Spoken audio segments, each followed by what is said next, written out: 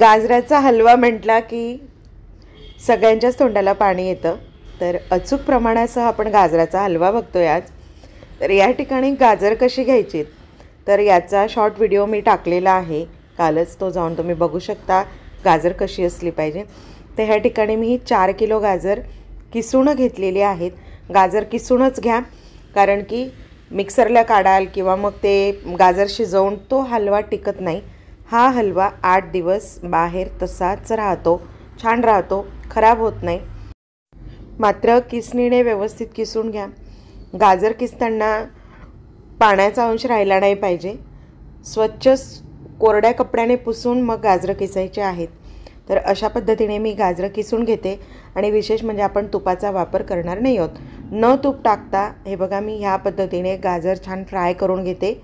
मस्त त्याला परतून परतून परतून परतून त्याच्यामध्ये अशी नमी आणायची आहे। आणि जर तुम्ही असा परतवला तर त्याचा रंगही छान येतो, गाजराचा अप्रतिम असा रंग येतो गाजरला। तर अशा पद्धतीने वाफवून झाकण ठेवायचं नाही आहे, कारण त्याच्यावर मॉइश्चर आला नाही पाहिजे। न झाकण ठेवताच परतवून आपल्याला हे करायचं आहे। तर ही रेग्युलर वाटी आहे, तर ह्या वाटीच्या मापाने मी साखर टाकली, पण ती साखर टाकत असताना मी ती साखर मोजून घेतली आहे। तर 1 किलो गाजरसाठी 125 ग्रॅम साखर या ठिकाणी मी वापरली आहे। तर मी 4 किलो गाजर घेतलेत म्हणून मी 4 वाटीचं प्रमाण घेतलेलं आहे साखरेचं। आणि दुधाचा आपण त्याच्यात कन्सिडर करणार नाही आहोत, कारण की 125 ग्रॅम साखर म्हटली की ती दुधासह 1 किलो गाजराचं मोजून प्रमाण आलं। दुधाचं प्रमाण जे आहे तर 250 ते 300 ml दूध घ्यायचं आहे 1 किलो गाजरासाठी। तर ह्या ठिकाणी मी 4 किलो गाजरं घेतली आहेत। तर 125 प्रमाणे अर्धा किलो साखर मी टाकलेली आहे आणि त्याच्यामध्ये 1 लिटर दूध मी टाकून घेते। फुल फॅटेक दूध टाकणार आहे म्हशीचं। तर 1 लिटर दूध 4 किलो गाजरासाठी, म्हणजे 1 किलो जर तुमचे गाजर असतील तर 250 ml दूध आणि 125 ग्रॅम साखर अगदी सफिशियंट होते, गोड होत नाही।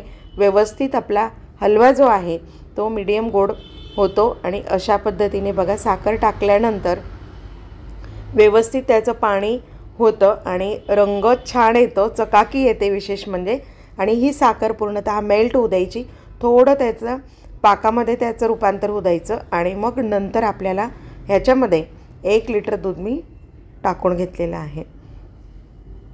तर अशा पद्धतीने दूध व्यवस्थित मिक्स करायचं आणि हळूहळू दूध ज्यावेळेस आपण टाकतो त्यावेळेस गॅस अगदी मंद ठेवायचा, कमी आचेवर हलवा ठेवायचा, कारण की दूध जे आहे तर ते फाटायला नको।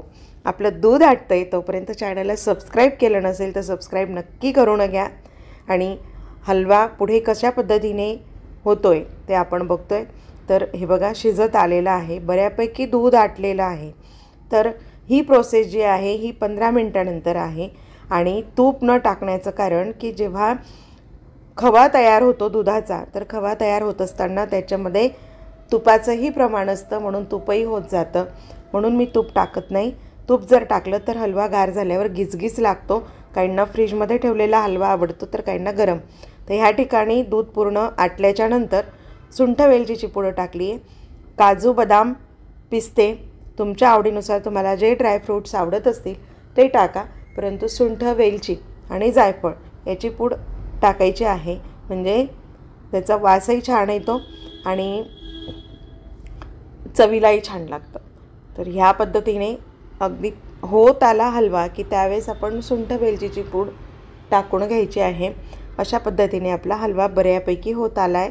आता अर्ध्या तासानंतर ह्या पद्धतीने हलवा झाला आहे, हा पूर्ण झालेला नाही आहे। तर हे बघा ह्याच्यामध्ये जे बुडबुडे दिसत आहेत तर हे बुडबुडे आपल्याला पूर्णतः जिरवून घ्यायचे आहेत। हे पाण्याचं प्रमाण आहे, दुधाचा पूर्णतः बघा तुम्ही रवा रवा दिसतोय त्याच्यामध्ये पांढरा, दुधाचा पूर्ण खवा तयार झालेला आहे।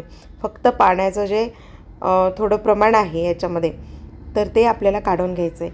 ह्या पद्धतीने हलवा अगदी प्रॉपर झालेला आहे, सुका झाला आहे, मस्त झाला आहे। आवडल्यास लाईक करा, शेअर करा आणि चॅनलला पुन्हा सांगते सबस्क्राईब केलं नसेल तर सबस्क्राईब करा आणि असा चकाकीदार हलवा होईपर्यंत छान भाजू द्या।